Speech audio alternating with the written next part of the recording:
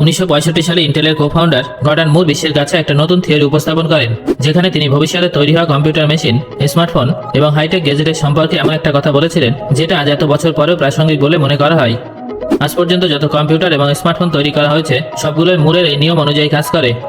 মুরের মতে electronic gadget অর্থাৎ কম্পিউটারে ব্যবহার হওয়া ট্রানজিস্টর, যেটা দ্রুত প্রসেসিংয়ের জন্য গুরুত্বপূর্ণ, সেটা প্রত্যেক 2 বছর অন্তর তার নির্ধারিত সীমা থেকে দ্বিগুণ হয়ে যায়। যার ফলে পরবর্তী সময় আসা নতুন কম্পিউটার, যেগুলো আগের তুলনায় দ্বিগুণ ট্রানজিস্টর ব্যবহার করে, সেগুলো আগের কম্পিউটার মেশিনের তুলনায় অনেক দ্রুত গতিতে প্রসেসিং করে। স্পিড বেড়ে যাওয়ার পাশাপাশি আধুনিক কম্পিউটারের দামও আগের তুলনায় অনেক কমে যায়। মুরের এই নিয়মকে মুরেস ল বলা হয়, যেটা কম্পিউটার এবং বর্তমান সময়ে মোবাইল তৈরির ক্ষেত্রে প্রচণ্ড প্রাসঙ্গিক। আপনি যদি বিগত 10 বছরে ব্যবহার করা কম্পিউটার এবং স্মার্টফোনগুলো দেখে থাকেন, তাহলে আপনি সেখানে মুরস লয়ের কার্যকারিতা উপলব্ধি করতে পারবেন। 2010 সালে লঞ্চ হওয়া আইফোন 4 512 MB র্যাম এবং সিঙ্গেল কোর প্রসেসরে রান করত, কিন্তু আজ থেকে 4 বছর আগে আসা আইফোন 12 12 GB র্যাম এবং হেক্সাকোর প্রসেসরে রান করে।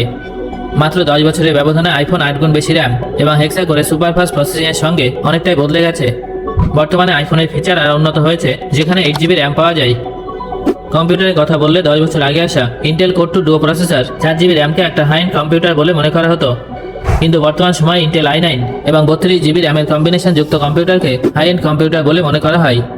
আইফোন এবং স্মার্টফোনের মতো কম্পিউটারের জগতেও 10 বছরে 8 গুণ বেশি র্যাম এবং 10 কোর পর্যন্ত বেসিক হাই এন্ড প্রসেসর তৈরি হয়েছে, যেটা আজ অনেক বাড়িতেই দেখা যায়। এই উভয় গ্যাজেটের উপরেই মুরসের ল সঠিকভাবে কাজ করে। প্রসেসিং টেকনোলজি উন্নত হওয়ার সাথে সাথে এর দামও অনেক কমে গেছে। 10 বছর আগে বর্তমান সময়ের হাই এন্ড কম্পিউটারগুলো ব্যবহার অনেক ব্যয়বহুল ছিল, কিন্তু এখন এই সমস্ত গ্যাজেট অনেক কম দামে কেনা যায়। তবে এখানে প্রশ্ন হলো, মুরসের ল কীভাবে ভবিষ্যতেও একইভাবে কাজ করবে? ভবিষ্যতেও কি আমরা স্মার্টফোন এবং কম্পিউটারে প্রত্যেক 1 বছর বা 2 বছর অন্তর এত আপডেট পাবো? বন্ধুরা, এই সমস্ত প্রশ্নের উত্তর জানার জন্য ভিডিওটা শেষ পর্যন্ত অবশ্যই দেখুন। তাহলে চলুন শুরু করা যাক। কম্পিউটার এবং স্মার্টফোন প্রত্যেক বছর ক্রমাগত আপডেট হতে থাকে। উন্নত ইন্টিগ্রেটেড সার্কিট এবং তার মধ্যে থাকা লক্ষ লক্ষ ট্রানজিস্টরের সাহায্যে এই সমস্ত গ্যাজেট অনেক শক্তিশালী হয়ে ওঠে। কিন্তু আপনারা কি জানেন, এই ইন্টিগ্রেটেড সার্কিট এবং ট্রানজিস্টরের একটা লিমিট আছে। এগুলোকে কখনোই তার থেকে ছোট বানানো সম্ভব নয়। ইন্টেলের বানানো প্রসেসরে 14 ন্যানোমিটারের সিলিকন ট্রানজিস্টর ব্যবহার করা হয়, যেটা আপনার ডিএনএ মলিকিউলের তুলনায় 14 গুণ চওড়া। যদি আকারটাকে 1 সেন্টিমিটারের সঙ্গে তুলনা করা হয়, তাহলে আপনি 1 সেন্টিমিটার লাইনে 14 ন্যানোমিটারের 7 লক্ষ ট্রানজিস্টর ফিট করতে পারবেন। তাহলে বুঝলেন তো যে একটা ট্রানজিস্টর কতটা ছোট হয়। তবে বর্তমানে বিজ্ঞানীদের মতে আমরা খুব শীঘ্রই সেই লিমিটে পৌঁছে যাব, যখন ট্রানজিস্টরের আকার অ্যাটমিক লেভেলে চলে আসবে এবং আমরা চাইলেও তার তুলনায় ছোট ট্রানজিস্টর বানাতে পারবো না। বর্তমানে ব্যবহৃত হওয়া ট্রানজিস্টরের আকার 70টা সিলিকন অ্যাটমের সমান। অন্যদিকে সিলিকন অ্যাটমের সাইজ 0.2 ন্যানোমিটার। এই বিষয়টা থেকে আপনারা নিশ্চয়ই বুঝতে পারছেন যে আমরা 14 ন্যানোমিটারের ট্রানজিস্টরকে খুব বেশি ছোট করলেও সেটাকে 0.2 ন্যানোমিটারের তুলনায় কখনোই ছোট করতে পারবো না। এটা ট্রানজিস্টরের ফান্ডামেন্টাল লিমিট, যেটাকে আমরা আগামী 10 থেকে 20 বছরে ধরে নিতে পারবো। তবে তারপর আমরা এর থেকে ছোট এবং ফাস্ট কম্পিউটার ও মোবাইল ফোন তৈরি করতে পারবো না। আমাদের গ্যাজেট এই ফান্ডামেন্টাল লিমিটে পৌঁছে গেলেও টেকনোলজিকে আপগ্রেড করার ক্ষেত্রে বিজ্ঞানীরাও কিন্তু একেবারে পিছিয়ে থাকবে না। ট্রানজিস্টরকে এর থেকে ছোট করা সম্ভব নয়, তবে এর মধ্যে উপস্থিত ইলেকট্রন পার্টিকেলকে যদি ফোটন পার্টিকেলে বদলে ফেলা যায়, তাহলে আপনি এই ছোট ট্রানজিস্টর থেকে তৈরি গ্যাজেট 20% ফাস্ট প্রসেসিং করতে পারবেন। ইলেকট্রনের তুলনায় ফোটন দ্রুত মুভ করে। এই অবস্থায় যদি বিজ্ঞানীরা ফোটনিক চিপ তৈরি করে, তাহলে ভবিষ্যতে আমাদের ট্রানজিস্টরের আকারের জন্য চিন্তা করতে হবে না।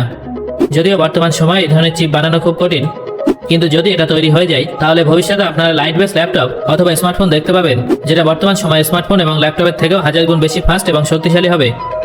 বন্ধুরা, আপনি যদি ভেবে থাকেন যে শুধুমাত্র স্মার্টফোন এবং কম্পিউটারের হার্ডওয়্যারেরই ফান্ডামেন্টাল লিমিট থাকে, তাহলে আপনি হয়তো এটা জানেন না যে আপনার কম্পিউটার এবং স্মার্টফোনের আসল প্রাণ হলো ডেটা। ডেটা ছাড়া আপনি আপনার গ্যাজেটে পছন্দ মতো কোনো কাজও করতে পারবেন না, কোনো অ্যাক্টিভিটিও করতে পারবেন না। তবে প্রতিদিন আমরা যতটা ডেটা ব্যবহার করি সেটা অনেক কম।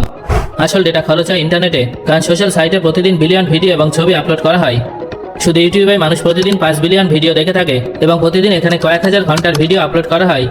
ইউটিউবকে বাদ দিয়ে সম্পূর্ণ ইন্টারনেটের দিকে তাকালে এখানে প্রতিদিন 2.5 বিলিয়ন টিবি ডেটা ক্রিয়েট হয়। অর্থাৎ পৃথিবীর 7.5 বিলিয়ন মানুষ প্রত্যেক সেকেন্ডে 2 MB ডেটা নিজের অনিচ্ছায় ইন্টারনেটে স্টোর করে। ধীরে ধীরে এই ডেটার খরচ আরও বাড়তে চলেছে, যেটা স্টোর করা অনেক কঠিন ব্যাপার হয়ে দাঁড়াবে। বর্তমানে 1 বিট ডেটা স্টোর করতে 12 অ্যাটম খরচ হয়। এইভাবে দেখলে সম্পূর্ণ পৃথিবীতে যতটা ডেটা আছে সেটা প্রায় 10⁻21 বিটস। এই ডেটা পৃথিবীর যেখানে স্টোর হয়, অ্যাটমের সংখ্যা কমিয়ে দেয়। গত 10 বছরে আমরা এই পৃথিবীতে আজ ব্যবহৃত হওয়া 90% ডেটা তৈরি করেছি। আমরা যত আধুনিক হব এবং আমাদের গ্যাজেট যত ফাস্ট প্রসেসিং করবে, তত বেশি ডেটা খরচ হবে। বিজ্ঞানীদের গবেষণা অনুযায়ী পৃথিবীতে যদি প্রতি বছর 20% ডেটা গ্রোথ হয়, তাহলে আজ থেকে 300 বছর পর আমাদের কাছে এত বিশাল পরিমাণ ডেটা থাকবে যে গোটা পৃথিবীতে কোথাও সেই ডেটা স্টোর করার জায়গা থাকবে না। সম্পূর্ণ পৃথিবী 10⁻50 অ্যাটম দ্বারা তৈরি, অর্থাৎ একের পেছনে 50টা শূন্য বসালে যত হয় তত অ্যাটম। আর যে স্পিডে মানুষ একটানা ডেটা কনজিউম করছে সেই হিসেবে 2350 সাল পর্যন্ত এত ডেটা তৈরি হবে যে সেটা স্টোর করার জন্য আমাদের পৃথিবীর তুলনায় বেশি অ্যাটমের প্রয়োজন হবে, যেটা পূরণ করা অনেক চ্যালেঞ্জিং একটা ব্যাপার হবে। তবে শুধুমাত্র ডেটা স্টোর করাটাই যে সমস্যার কারণ হবে তা কিন্তু নয়, এর ওজন নিয়েও সমস্যা হবে। কিছু কিছু বিজ্ঞানীদের মতে আমরা যদি আইনস্টাইনের ফর্মুলা E=mc² এর দিকে তাকাই, তাহলে দেখবো যে ইনফরমেশন এবং মাসের মধ্যে একটা সম্পর্ক থাকে। প্রত্যেকটা বিটকে আমরা যখন ক্রিয়েট এবং ডিলিট করি তখন কিছু না কিছু হিট রিলিজ হয়, যার ফলে এটা প্রমাণিত যে প্রত্যেকটা বিটের নিজস্ব একটা মাস আছে। আইনস্টাইনের এই ফর্মুলা অনুযায়ী একটা ডেটার ভর একটা ইলেকট্রনের থেকেও 10 লক্ষ গুণ কম হয়ে থাকে। ইলেকট্রন এই ব্রহ্মাণ্ডের সব থেকে হালকা পার্টিকেল, আর ডেটা তার থেকেও হালকা হয়ে থাকে। আজ থেকে কয়েক বছর আগের হিসেব অনুযায়ী প্রত্যেক বছর আমাদের দ্বারা যে পরিমাণ ডেটা খরচ হয় তার ভর একটা ব্যাকটেরিয়ার থেকেও কম। কিন্তু ডেটার ডিমান্ড যেভাবে বেড়ে চলেছে তাতে প্রত্যেক বছর ডেটায় যদি 20% গ্রোথ হয়, তাহলে আজ থেকে 500 বছর পর এই ডেটার ভর অর্ধেক পৃথিবীর সমান হয়ে যাবে। আর এই পরিমাণটা যদি 20%-এর পরিবর্তে 50% হয়, তাহলে 2245 সালের মধ্যে আমাদের অর্ধেক গ্রহ ডিজিটাল ডেটায় বদলে যাবে। আমরা যদি এই ব্যাপারে কোনো পদক্ষেপ গ্রহণ না করি, তাহলে এই ডেটা একদিন আমাদের কাছে বিপদ হয়ে উঠতে পারে। সো বন্ধুরা, এই ভিডিওটা আপনার কেমন লাগলো এবং এই বিষয়টা সম্পর্কে আপনি কি আগে থেকে জানতেন, সেটা অবশ্যই আমাকে কমেন্ট করে জানান।